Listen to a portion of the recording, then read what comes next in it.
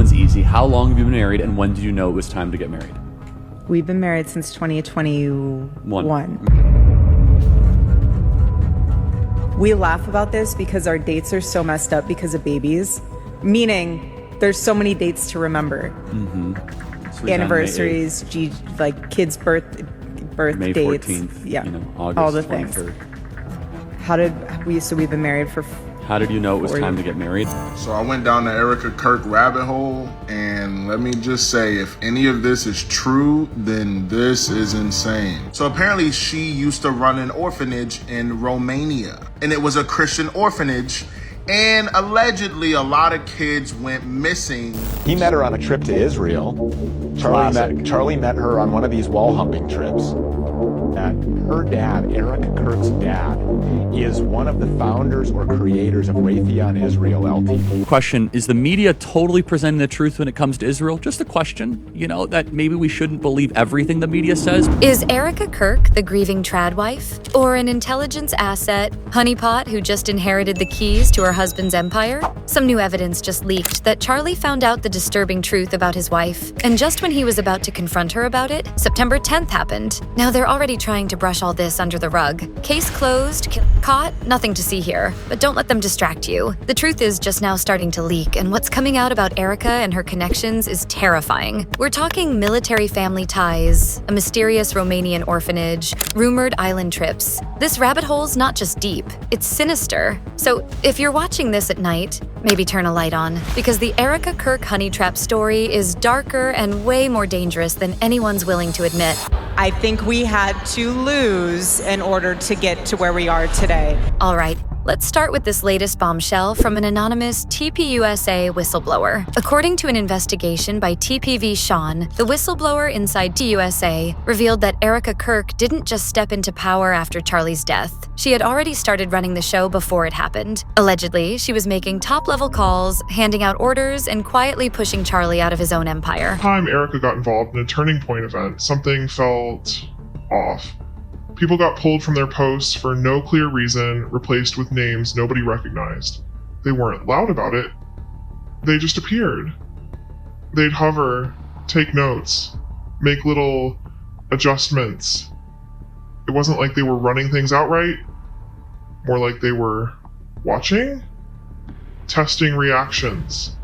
And they did strange things, subtle stuff, asking for background checks on volunteers who'd already cleared, rerouting internal comms through temporary systems nobody could verify, requesting access to attendee lists that had nothing to do with their role. What most people don't realize is that Erika had already started acting like CEO before Charlie even died. She was giving orders, making executive calls, speaking for the organization in ways that made all of us uncomfortable. The source also said that Charlie noticed something was off and tried to confront Erika about it. But before he managed to fully grasp what was going on, it was too late. Charlie would try to intervene and she'd just talk over him, like he didn't even matter anymore. And then, just days after he died, they announced her as the new CEO, like she was some kind of savior stepping in during a tragedy. That didn't sit right with anyone who'd been there. And get this? Months before he was assassinated, Charlie reportedly discovered some disturbing evidence about Erika's parents and their deep intel ties. Charlie had started finding things out months before Utah about her family, about the money, the deep state ties, and worse, the stuff connected to those private charities and offshore accounts. I think part of him hoped he was wrong, but he kept digging anyway. It seems Charlie was betrayed by nearly everyone he had close to him. But was his wife also one of the people who betrayed him? What exactly did Charlie find out about Erika and her parents that made him doubt everything he knew about the woman he married? All right, let's start with Erika's parents, Kent and Lori Fransvey. Kent is not your average dad. He's a defense insider. According to his LinkedIn, he's a program research director at AZ Tech International, a small consulting firm he founded with his wife Lori. But for some reason, Kent doesn't want anyone to know how he looks because there isn't a single verified photo of him on the internet. As for Lori, her LinkedIn says she's the founder of multiple small companies specializing in computer/network security, including AZ Tech, GTEK, and E3TEK. Now here's where it starts to get spooky. All these companies run by Erika's parents have a whole bunch of contracts with the US Department of Defense and corporations like Raytheon. And this is where your spidey senses should start tingling. So Lori, she runs a few companies like E3 Tech, AZ Tech, and G Tech. And on their websites, they describe projects in border protection, semiconductors, disaster prediction, dual fuel vehicle technology, even NASA Mars experiments. And remember, Raytheon partnered with Israel's Rafael to build the Iron Dome missile defense system. At the very core of that technology are advanced semiconductors, the same kind of tech Lori's companies claim to work with, and they were contracted with them. And I want to be very clear that she does not have any contracts with Rafael, but she has had contracts with Raytheon. And here's where I feel like everything comes full circle, because in 2025, Donald Trump himself pushed for building what he called a gold dome over America, modeled directly after Israel's Iron Dome. That's from his own speeches and the White House site, so you can fact check me if you want to. But this military connection gets even darker. After Erika won Miss Colorado 2010 and Miss Arizona 2012, both Trump-owned pageants, she founded a charity in Romania called Romanian Angels that also had military contracts. I believe that we all have angels in our lives, and these are my little angels from Antonio Placement Center in Constanța, Romania.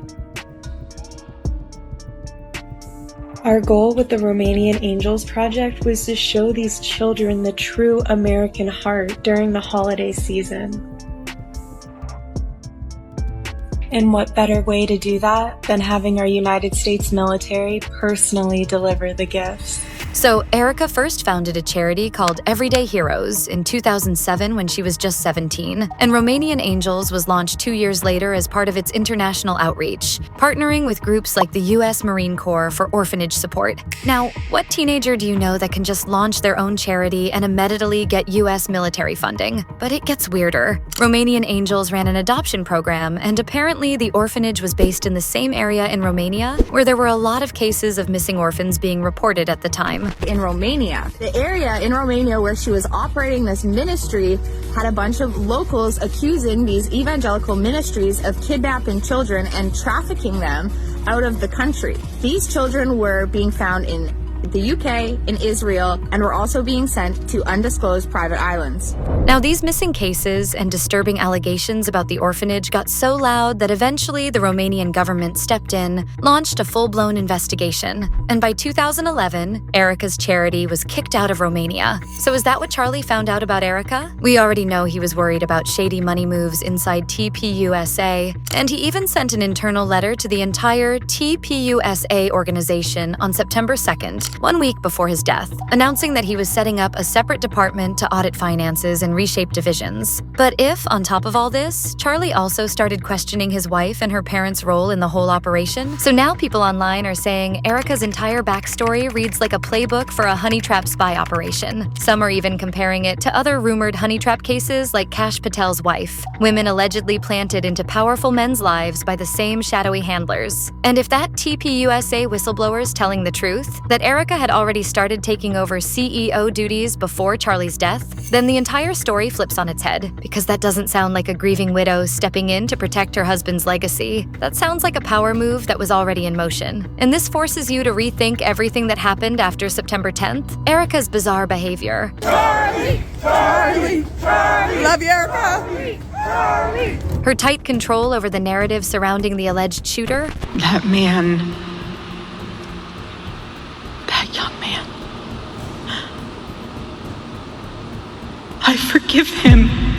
And the quick restructuring inside TPUSA, with Erika fully embracing her new role and looking happier than ever. Gave assurance to people that Turning Point USA is continuing, and it is. I mean, we are so blessed to have more work than we even could ever dream of. I mean, it's beautiful. But if Erika was already in the driver's seat, then maybe this wasn't about carrying on anything. Maybe it was about continuing the plan. The optics start to look less like tragedy and more like a smooth transition that was prepared in advance. Because if the whistleblower is right, then Erika Kirk didn't just inherit the empire. She may have orchestrated the transfer of power.